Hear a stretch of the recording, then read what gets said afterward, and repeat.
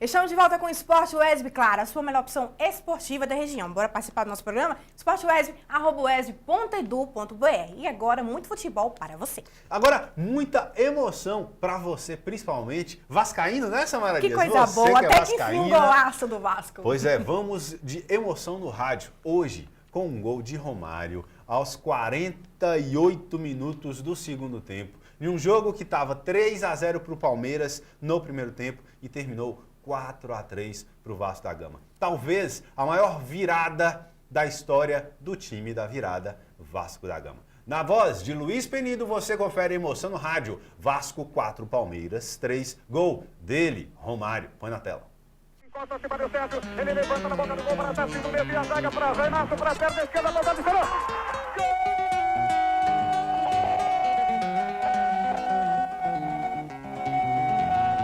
mais gostosa de ganhar energia, o único Guaraná. E porque já tem com o sabor, vem Viola atrás do ataque do Vasco da Gama, driblou primeiro, rolou a bola, Juninho Paulista colocou, bateu na defesa, mandou Romário, guardou, é campeão!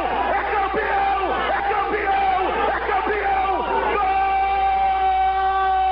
Gol! É do Vasco, do Vasco, do Vasco, é do milagre, é da vitória, é da raça, é da raça, é o rei Romário, é o quarto. Encosta acima do Sérgio, ele levanta na boca do gol para a do meio e a zaga para Renato, para a perna esquerda, para o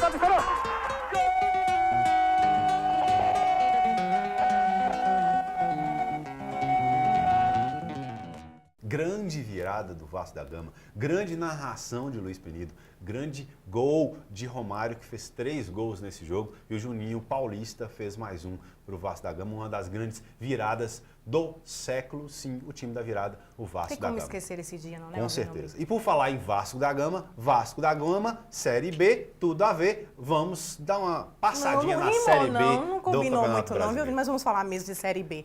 O líder Ponte Preta venceu o Sampaio Correia por 1-0. O vice-líder Joinville também venceu o Bragantino por 1-0. Fora de casa, o Vasco da Gama empatou com o Paraná e se mantém na 3ª posição. O Atlético Goianiense venceu o Vila Nova por 3-1 e completa o G4. 4ª partida seguida sem vencer o Vasco da Gama, que já começa a ficar preocupado, não mais em ser campeão como todos os grandes foram, mas para o seu acesso. Afinal de contas, o Atlético Goianiense vem forte, já está aí no 4º colocado e saiu do meio do G4 o Ceará, que pode ter de novo uma ascensão. Ou seja, nós podemos ter dificuldades para o Vasco da Gama nessa reta de chegada da Série B. A Ponte Preta já está classificada para a Série A. A Ponte Preta voando hoje é a 5ª maior equipe do estado de São Paulo, colocando todos os outros, Portuguesa, que caiu para a Série C, Guarani, que é campeão brasileiro de 77 e 78, e outros colocando no bolso Ponte Preta, 5ª maior força do estado de São Paulo, virtual campeã da Série B do Campeonato Brasileiro. Assim como o Cruzeiro é virtual campeão da Série A. Vamos conferir a classificação e os resultados do final de semana da Série A do Campeonato Brasileiro. Põe na tela. Pela 32ª rodada do Brasileirão, o Grêmio venceu o Vitória por 1-0 e o Goiás perdeu para o Fluminense por 2-0. Corinthians e Coritiba empataram em 2-2 e o Sport venceu o Figueirense por 1-0. O Santos perdeu em casa para o Internacional por 2-1 e o Cruzeiro, líder absoluto, venceu o Botafogo também pelo placar de 2-1. 2-1 foi realmente o placar do G4, porque o São Paulo, que jogou contra o Criciúma, obteve o mesmo resultado. O Flamengo goleou a Chapecoense por 3-0 e o Atlético Mineiro perdeu para o Xará Paranaense por 1-0, mesmo placar da derrota do Bahia contra o Palmeiras. Faltando poucas rodadas para o fim do campeonato, a liderança do Cruzeiro continua pouco ameaçada e a diferença para o segundo colocado de 5 pontos ainda é confortável. Mas mesmo assim, o São Paulo não dá sossego e agora com 59 pontos, não perde a esperança de conquistar esse título. O sonho da taça está um pouco mais complicado para o Internacional, 3º colocado com 56 pontos, e para o Fluminense, 4º colocado com 54 pontos. Mas quem ainda está na briga por uma vaga na Libertadores são o Atlético Mineiro, Grêmio e Corinthians, todos com o mesmo número de pontos do Fluminense. Em 8º lugar está o Santos, com 46 pontos, seguido de Atlético Paranaense e Flamengo, os dois com 43, Goiás com 41 e Sport com 40 pontos. O Palmeiras é o 13º com 39 pontos, o Figueirense é o 14º com 36 e a Chapecoense é a 15ª, também com 36 pontos. O último time antes do Z4 é o Vitória, com 34 pontos. O primeiro da zona do rebaixamento é o Coritiba, também com 34, seguido pelo Botafogo com 33, Bahia com 31 e Criciúma com 30 pontos. Gente, eu tenho que entregar os pontos. O Cruzeiro com mais uma vitória aí, o próximo jogo é contra o Criciúma, dentro de casa. O Criciúma parece que já entregou os pontos completamente para o descenso.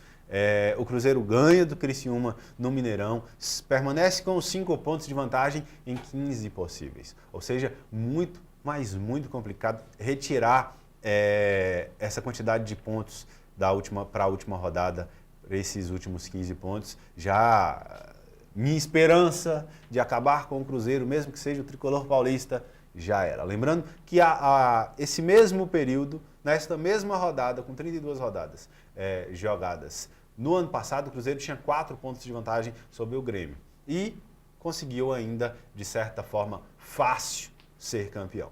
Só que, nesta mesma rodada, em 2009, o Palmeiras tinha 6 pontos de diferença em relação ao Flamengo. E o Flamengo foi campeão brasileiro. Ou seja, existe esperança, enquanto há esperança, há vida. Vamos lá, São Paulo, vamos lá, qualquer um que não seja o Cruzeiro para ser campeão brasileiro de 2014. Lá embaixo, me parece, infelizmente, que vamos morrer abraçados Vitória e Bahia. Não existe reação, não existe uma coisa diferente entre os dois times. O Vitória ainda jogou bem contra um Grêmio lá na Arena da Baixada, não, quem perdeu na Arena da Baixada foi o Atlético Mineiro. Lá na Arena Grêmio, perdeu com um gol contra do Richarlison, uma infelicidade do Richarlison, que estava bem no jogo. Mas o Bahia completamente entregue ao Palmeiras, e parece, infelizmente, que os dois vão sim morrer abraçados. Briga boa é pelo G4, uma vez que nós temos 4 times com 54 pontos e tudo pode acontecer dali para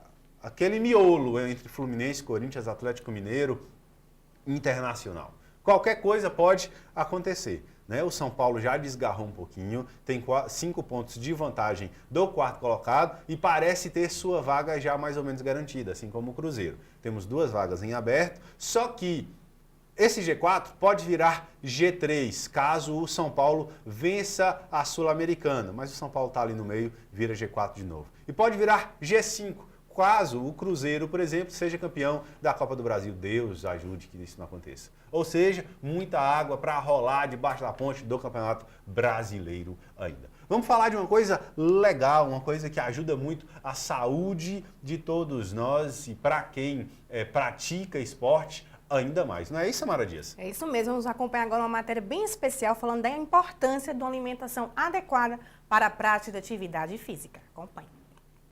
Na busca de um estilo de vida saudável, 2 questões devem ser levadas em conta: a prática de exercícios físicos e uma alimentação balanceada.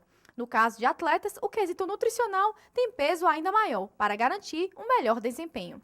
A nutrição esportiva é um ramo da nutrição que lança mão, que usa alguns conhecimentos da fisiologia e também da bioquímica, a fim de melhorar principalmente o rendimento, o desempenho de atletas e desportistas, diminuindo os riscos de lesão, melhorando a recuperação desse atleta para outra sessão de treinamento. Então o objetivo básico é esse: melhorar o rendimento de desportistas e de atletas. É fundamental o acompanhamento nutricional, principalmente de atletas que são profissionais, ou até atletas amadores, porque as necessidades energéticas e de nutrientes são muito diferentes. Um atleta ele exige muito mais do seu corpo, então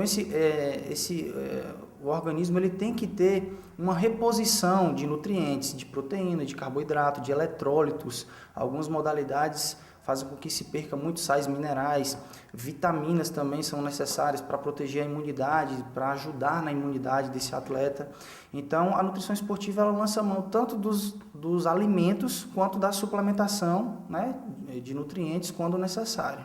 Quando se fala em lutadores, o acompanhamento de nutricionista é imprescindível. Esses atletas passam por mudanças drásticas de peso antes de competições e precisam de um profissional que os acompanhe para evitar problemas de saúde. A gente tem que diferenciar um pouco atleta de desportista, tá?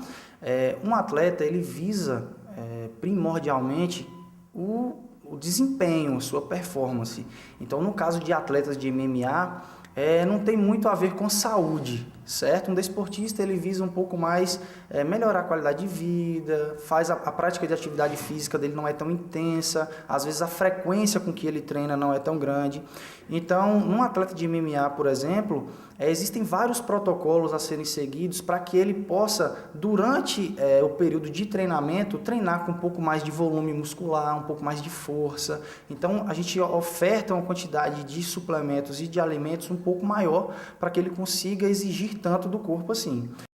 O atleta Antônio César sempre foi preocupado com a saúde e adepto de um estilo de vida saudável, mas desde que se tornou maratonista, percebeu a necessidade de um acompanhamento profissional para conduzir a sua alimentação. Na realidade, eu sempre gostei do esporte, né? Já joguei bola e depois, posteriormente, procurei uma atividade de academia e daí, com o tempo, despertou a corrida. E a corrida hoje se tornou moda para muitas pessoas, mas para mim é um estilo de vida, como para alguns colegas também. E desenvolvendo essa atividade, nós sentimos a necessidade de procurar um profissional da nutrição, até para poder selecionar aquilo que nós devemos comer, os horários que devemos comer determinados alimentos. E isso influenciou e muito no dia a dia da gente como atleta, né? Foi muito bom. Embora sempre tenha procurado se alimentar bem, Antônio possui um potencial de gordura abaixo do esperado e, por isso, tinha seu desempenho comprometido.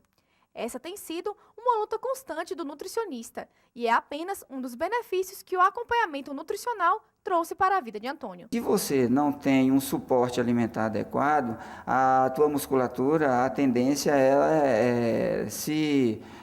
vamos dizer assim, ela fica pendente de alguns fatores, né? Tipo a nutrição, as vitaminas, os sais minerais, e isso influencia muito no rendimento final de uma corrida. E com essa necessidade, eu tive que procurar um nutricionista, onde ele começou a mudar alguns alimentos, não que ele tenha incrementado tantos novos alimentos, mas como a minha alimentação já era uma alimentação saudável, ele fez adequar a alimentação à minha necessidade e também alguns suplementos para poder contribuir na questão muscular. Programa recheado, é assim, a gente tem que fazer o encerramento correndo para dar tempo. Beijo para você e até a próxima segunda com muito mais. Uma ótima semana para todos vocês e até segunda-feira, viu, gente? Tchau, tchau.